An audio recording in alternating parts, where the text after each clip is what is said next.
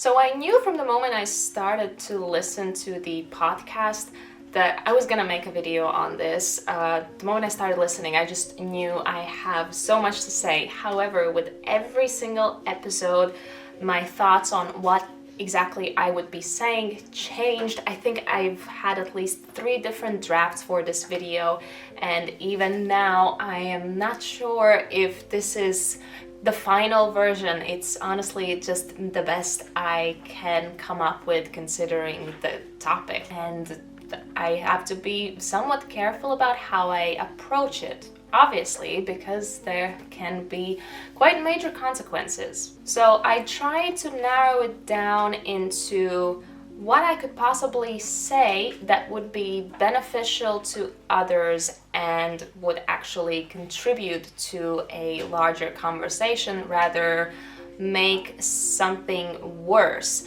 piss someone off, essentially avoid saying anything that is not helpful. One of the ideas that I really liked that follows throughout the entire podcast and is initially introduced by J.K. Rowling and then later kind of reconfirmed by the host of the podcast is that it is when you are most certain that you should question yourself the most. And that is something to keep in mind if you want to have a fruitful discussion, and it is the key as to why this podcast is what it is. So what can I say with just the right amount of certainty, leaving enough room for error, but still feel confident enough to share?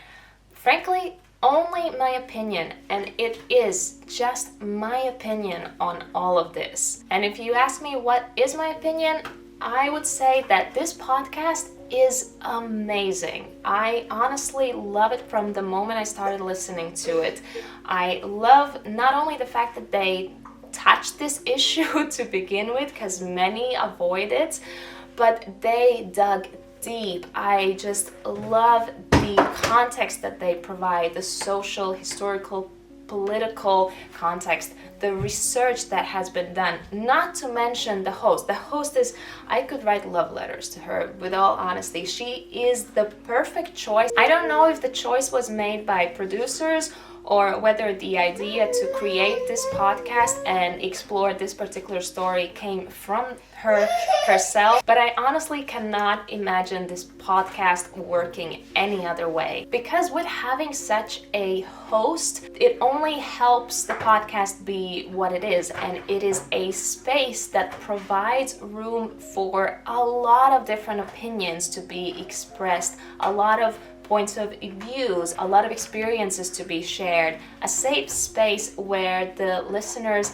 can hear all of it out and process on their own without any negative connotations, without the unnecessary noise. Of course, my experience with the podcast is incredibly positive. I found it very educational, very informative, very kind of mind-changing, for lack of a better term. Sorry, English is not my first language. I'm making up words here.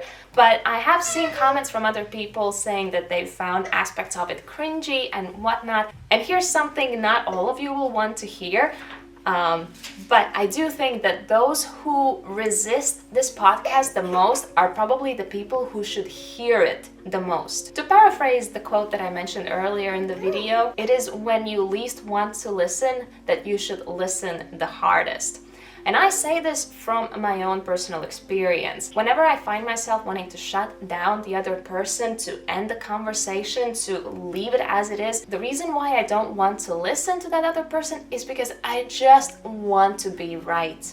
I don't want to be questioned. I don't want to have doubts. I don't want to even accept the possibility that I might be wrong, because it is uncomfortable to be wrong. It is uncomfortable to be uncertain. But the problem with shutting down these kinds of conversations, these kinds of questions, these kinds of discussions is that there is no way to reach any kind of solution, because the truth does not lie on the left or the right side. The truth is usually somewhere in the middle. Another quote that really struck a chord with me was from episode 7, where J.K. Rowling is asked to respond to some of the feedback provided by her critics, more particularly the kind of plea to listen. If only she would listen is the phrase that they use. And through discussion, they come to the conclusion that it's not so much that they want her to listen, they want her to agree. Now, this is the part of this video where I tell you that if you clicked on it hoping to hear me that I agree and stand with the trans community, or I agree or stand with J.K. Rowling, that is not going to happen, because that is not the point of this video. I don't think it's really the point in general. But the reason why I singled out this particular quote is because I get it. I completely and utterly understand. It's very easy to accept when strangers disagree with you. That doesn't really matter. It's a lot harder when people you respect, people who are close to you, either it's friends, family, or just people you look up to, your idols, disagree on something that for you is fundamental to who you are. So from that perspective, I completely understand why this became as big as it is, because for a lot of people, J.K. Rowling has been a huge role model and someone they think is on their side. But once again, this is not about who is on whose side. What I actually want to point out is that while someone close to you disagreeing with you may feel like a betrayal, may feel hurtful, may feel like it is the end, it is not. In fact, it is just the beginning. What is truly important is to accept that the other person has a different opinion, respect it, talk about it, and most importantly, listen, because they are not the ones that validate your point of view, and by disagreeing, they are in no way making your opinion less valid. That validation can only ever come from you, and it is the conversation that you have afterwards, respectfully, that really matters.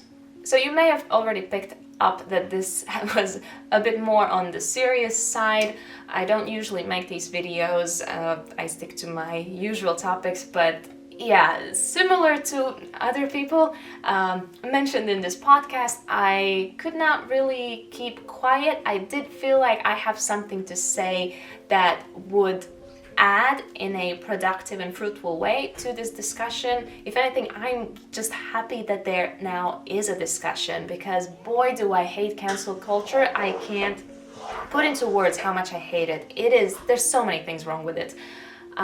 So whether people like what they hear or they don't like it, that's a whole other thing. But the fact that the conversation is at least happening now, and for that, I am hugely grateful for this podcast. Thank you for watching this video, and yeah, I'll see you next time on a much lighter note, probably. Bye.